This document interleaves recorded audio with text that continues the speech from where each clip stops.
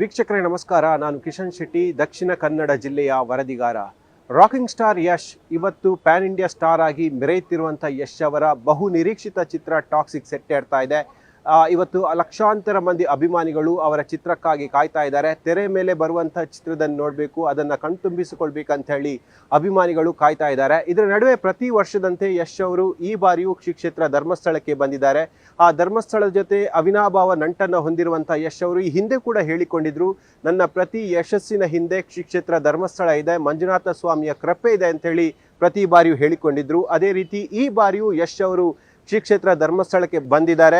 ಮಂಜುನಾಥ ಸ್ವಾಮಿ ಬಳಿ ವಿಶೇಷವಾಗಿ ಪ್ರಾರ್ಥನೆಯನ್ನು ಸಲ್ಲಿಸಿದ್ದಾರೆ. ಟಾಕ್ಸಿಕ್ ಚಿತ್ರ ಗೆಲುವಾಗಬೇಕು, ಟಾಕ್ಸಿಕ್ ಚಿತ್ರ ಯಶಸ್ಸನ್ನು ಕಾಣಬೇಕಂತೇಳಿ ಸ್ವಾಮಿ ಬಳಿ ವಿಶೇಷವಾದ ಪ್ರಾರ್ಥನೆಯನ್ನು ಮಾಡಿದ್ದಾರೆ.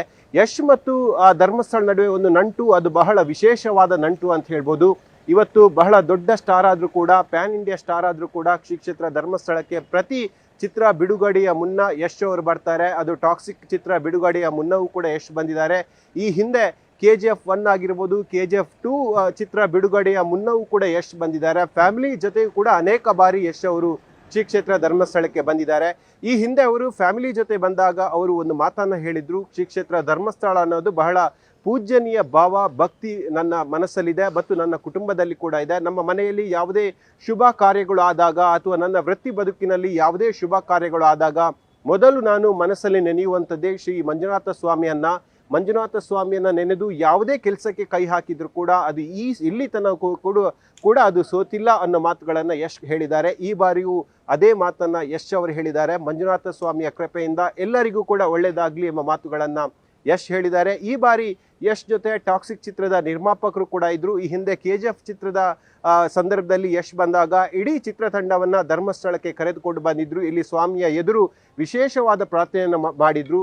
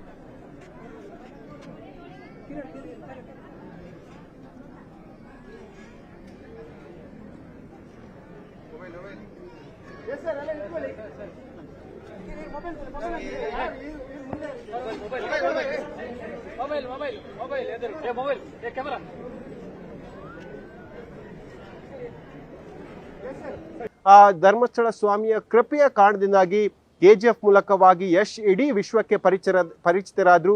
KGF ಮೂಲಕವಾಗಿ ಕನ್ನಡ ಚಿತ್ರರಂಗಕ್ಕೆ ಬಹುದೊಡ್ಡ ಹೆಸರು ಭಾರತೀಯ ಚಿತ್ರರಂಗದಲ್ಲಿ ಕೂಡ ಬಂತು. ಅದೇ ರೀತಿಯಾಗಿ ಯಶ್ ಅವರ ಈ ಸಾಧನೆ ಬಗ್ಗೆ ಇಡೀ ಜನ ಕೊಂಡಾಡಿದ್ದಾರೆ. ಇವತ್ತು ಕ್ಷೇತ್ರಕ್ಕೆ ಬರುವಂಥ ಸಂದರ್ಭದಲ್ಲಿ ಕೂಡ ಸಾಕಷ್ಟು ಮಂದಿ ಭಕ್ತರು ಯಶ್ಗಾಗಿಯೇ ಕಾದುಕೊಳ್ತಿದ್ರು. ಯಾಕೆಂದರೆ ಯಶ್ ಅವರ ಆರಂಭಿಕ ಸಮಯ ವೇಳಾಪಟ್ಟಿ ಪ್ರಕಾರವಾಗಿ 10:30ಕ್ಕೆ ಮಂಗಳೂರು ಏರ್ಪೋರ್ಟಿಗೆ ಬಂದರೆ 12 ಗಂಟೆ ವೇಳೆಗೆ ಧರ್ಮಸ್ಥಳಕ್ಕೆ ಬರ್ತಾರೆ ಎಂಬ ಕಾರ್ಯಕ್ರಮ ನಿಗದಿಯಾಗಿತ್ತು. ಆದರೆ ಕೆಲ ಕಾರಣದಿಂದಾಗಿ ಯಶ್ ಅವರು ಏರ್ಪೋರ್ಟಿಗೆ ಬರೋದು ಸುಮಾರು 11:30 ವೇಳೆ ಆದರೆ ಧರ್ಮಸ್ಥಳಕ್ಕೆ ಸುಮಾರು 2 ಗಂಟೆಯ ಈ ಆಸುಪಾಸಿನಲ್ಲಿ ಬಂದರು. ಬೆಳಗಿನಲ್ಲೂ ಕೂಡ ಸಾಕಷ್ಟು ಸಂಖ್ಯೆಯಲ್ಲಿ ಯಶ್ ಅವರ ಅಭಿಮಾನಿಗಳು ಅಥವಾ ಬೇರೆ ಬೇರೆ ಭಾಗದಿಂದ ಬಂದಂಥ ಧರ್ಮಸ್ಥಳದ ಭಕ್ತರು ಯಶ್ ಬರ್ತಾರೆ ಅಂತ ಹೇಳಿ ದೇವಸ್ಥಾನದ ಎದುರುಭಾಗದಲ್ಲಿ ಕಾದುಕೊಳಿತಿದ್ರು. ಬಂದಂಥ ಎಲ್ಲರ ವಿಶ್ಗಳನ್ನು ಕೂಡ ಯಶ್ ಬಹಳ ಸಮಚಿತ್ತದಿಂದ ಸ್ವೀಕಾರ ಮಾಡಿದ್ರು. ಮಂಗಳೂರಿಗೆ ಬರುವಂಥ ಸಂದರ್ಭದಲ್ಲಿ ಬಹಳ ಬ್ಯುಸಿ ಶೆಡ್ಯೂಲ್ನಲ್ಲಿ ಬಂದರೂ ಕೂಡ ಅಭಿಮಾನಿಗಳ ಜೊತೆ ಯಶ್ ಮಾಡಿದಂಥ ವರ್ತನೆ ಅದು ಬಹಳ ಮೆಚ್ಚುವಂಥದ್ದು. ಎಲ್ಲೂ ಕೂಡ ಅವರು ಹರಿಬರಿಯನ್ನು ತೋರಿಸಿಲ್ಲ ಅಥವಾ ಬ್ಯುಸಿ ಇದ್ದೀನಿ ಅಂತ ಹೇಳಿ ವೇಗವಾಗಿ ಹೋಗಿಲ್ಲ. ಎಲ್ಲ ಅಭಿಮಾನಿಗಳ ವಿಶನ್ನು ಪಡೆದುಕೊಂಡು ಹೋದರು. ಧರ್ಮಸ್ಥಳ ಕ್ಷೇತ್ರದಿಂದ ವಾಪಸ್ ಹೋಗುವಂಥ ಸಂದರ್ಭದಲ್ಲಿ ಕೂಡ ತಮ್ಮ ಕಾರಿನ ವಿಂಡೋವನ್ನು ಸರಿಸಿ ಅಭಿಮಾನಿಗಳ ಕೈ ಕುಲುಕಿ ಸಂಭ್ರಮಿಸಿದ್ರು. ಅಭಿಮಾನಿಗಳಿಗೆ ಬಹಳ ಚೇರಪ್ ಕೂಡ ಮಾಡಿದ್ರು. ಈ ನಿಟ್ಟಿನಲ್ಲಿ ಧರ್ಮಸ್ಥಳ ಕ್ಷೇತ್ರದಲ್ಲಿ ಯಶ್ ಅವರ ಬಹಳ ನಂಟು ಅದು ಇನ್ನೂ ಕೂಡ ಮುಂದುವರೆದಿದೆ. ಮುಂದೆ ಯಾವುದೇ ಸ್ಟಾರ್ ಆದರೂ ಕೂಡ ಧರ್ಮಸ್ಥಳ ಕ್ಷೇತ್ರಕ್ಕೆ ಬರ್ತೀನಿ, ಇಲ್ಲಿಂದಲೇ ನನ್ನ ಕೆಲಸಗಳು ಆರಂಭಗೊಳ್ಳುತ್ತೆಂಬ ಮನದಾಸೆಯನ್ನು ಯಶ್ ಅವರು ಹೇಳಿದ್ದಾರೆ. ಎಲ್ಲರಿಗೂ ಒಳ್ಳೇದಾಗ್ಲಿ, ಮಂಜುನಾಥ ಸ್ವಾಮಿ ಅನುಗ್ರಹ ಎಲ್ಲರ ಮೇಲೆ ಇರಲಿ. ನಾನು ಯಾವಾಗಲೂ ಬರ್ತೀನಲ್ಲ, ಪ್ರತಿ ಸಲ ಪ್ರತಿ ವರ್ಷ ನಾನು ಪ್ರತಿ ಸಿನಿಮಾ ಮುಂಚೆ ಬರ್ತೀನಿ. ಈ ಸಲ ಕೆಲಸದ ಒತ್ತಡದಿಂದ ಸದ್ಯ ಲಾಸ್ಟ್ ಡೇ ಆದರೂ ನಾನು ಮುಂಚೆ ಬರುವಂಥ ಅವಕಾಶ ಸಿಕ್ತು. ಎಲ್ಲ ಕೆಲಸ ಮುಗಿಸಿ ಬಂದಿದ್ದೀವಿ. ಒಳ್ಳೆಯದಾಗಲಿ. ಮಂಜುನಾಥನ ಆಶೀರ್ವಾದ ಇರಲಿ, ದೇವರ ಆಶೀರ್ವಾದ ಎಲ್ಲರಿಗೂ ಇರಲಿ, ಜನಗಳ ಆಶೀರ್ವಾದ ನಮ್ಮ ಮೇಲೆ ಇರಲಿ. Thank you. ನಮ್ದೇನಿಲ್ಲ, ಕೆಲಸ ಮಾಡಿದೀವಿ ಅಷ್ಟೇ. Thank you.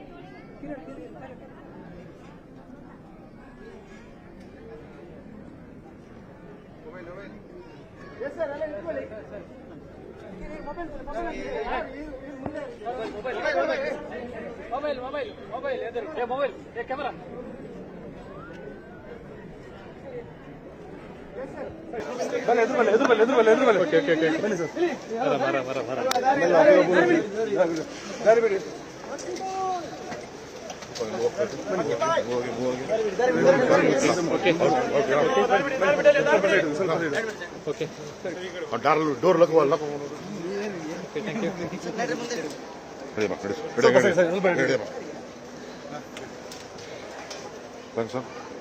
ಸಾಕೇರಾ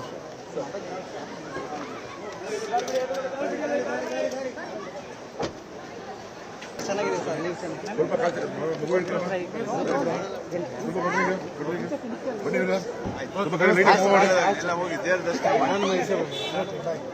ಗಾಡಿ ಹೋಗ್ಬೇಡಮ್ಮ.